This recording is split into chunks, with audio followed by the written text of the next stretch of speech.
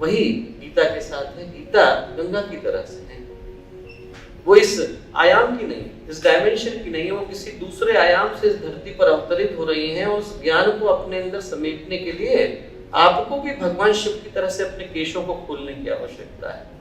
मन को शांत करके, चित्त को ठहरा कर उन सारे शब्दों को अपने व्यक्तित्व में गहरे उतारने की आवश्यकता है, ताकि उनके मूल्य को, अर्थ को, भाव को आप लोग अपने अंदर कहीं गहरा समेट सकें। लोग ये सोचते हैं कि गीता जो है वो साधकों के लिए है, सन्यासियों के लिए है, साधुओं के लिए, उनके लिए बात सही है, पर हमारे आपके लिए भी है। गीता हर एक के लिए, नर के लिए, नारी के लिए, संत के लिए, जुआरी के लिए, बच्चे के लिए, जवान के लिए, हिंदू के लिए, मुसलमान के लिए, हर व्यक्ति के लिए गीता है।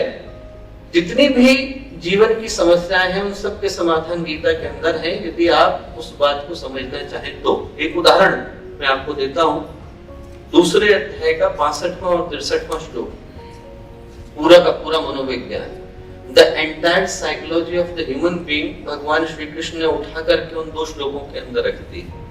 कहते हैं ध्यायतो विषयान् पुंसः संगस्तेषु पजायते संगात् संजायतः कामः कामः क्रोधो विजायते क्रोधात् भवति सम्मोहः सम्मोहात् स्मृति विभ्रमः स्मृति भंशात् बुद्धिनाशः बुद्धिनाशात् प्रणश्यते।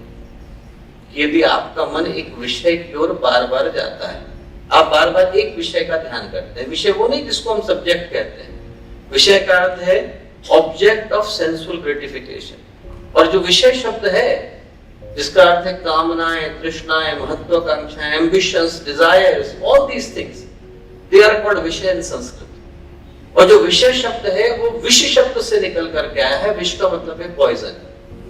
पॉइजन खाने के बाद आदमी एक बार मरता है, जहर खा लो आप, एक बार में काम खत्म। विषय खाने से आदमी रोज रोज मरता है। कामनाएं, तृष्णाएं जिंदगी भर तड़पाती हैं, आदमी को पूरी कभी नहीं होती। तो भगवान कहते हैं कि तू उनका ध्यान करता है, मुझे भूल गया है, तो उनके बारे में सोच रहा है, तो तेरे मन में उनको पाने की कामना हो। You would develop a desire to have them. The moment you would have a desire, you would develop an attachment. Moment there is an attachment, there is a fear of rejection. आपके मन में किसी चीज को पाने की कामना है, पर वो चीज आपको चाहती है कि नहीं, बात दूसरी। रिश्तों में यही बात हो जाती है, आदमी किसी को चाहता है पर वो उसे चाहता है कि नहीं, it's a different thing all together. पद में यही बात हो जाती है, आदमी को ये चाहिए, पैसे में यही बात हो जाती है, आदमी को ये चीज चाहिए, और दूसरी जो चीज है वो हमें चाहती है कि नहीं, दूसरा प्रश्न है, वो हमें न चाहे। और यदि चाहे भी तो सेम इंटेंसिटी में न चाहे। हो सकता है कि मुझे ये चीज इस तरीके से चाहिए, पर दूसरे की निगाह में मैं इस तरीके से उपस्थित न हूं।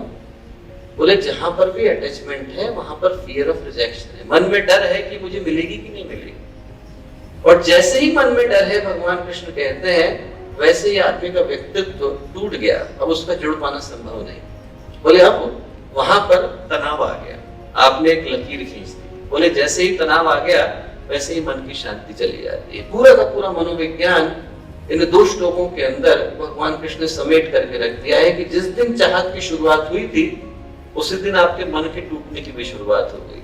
जिस दिन आप लोगों ने अपने मन में कामनाओं के अंबार लगाए थे, उसी दिन आप लोगों ने तय कर लिया था कि दुख की शुरुआत हो जाएगी। जिधर सुख है वहीं दुख।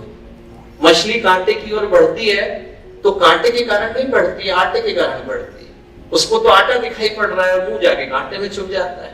वैसे आदमी सुख की तरफ भागता है, ये भूल जाता है कि सुख की छाया के पीछे दुख, वहीं से सारा दुख निकल करके आ जाता है। तो जितना का मनोविज्ञान है वो इन दो श्लोकों के अंदर आ गया है।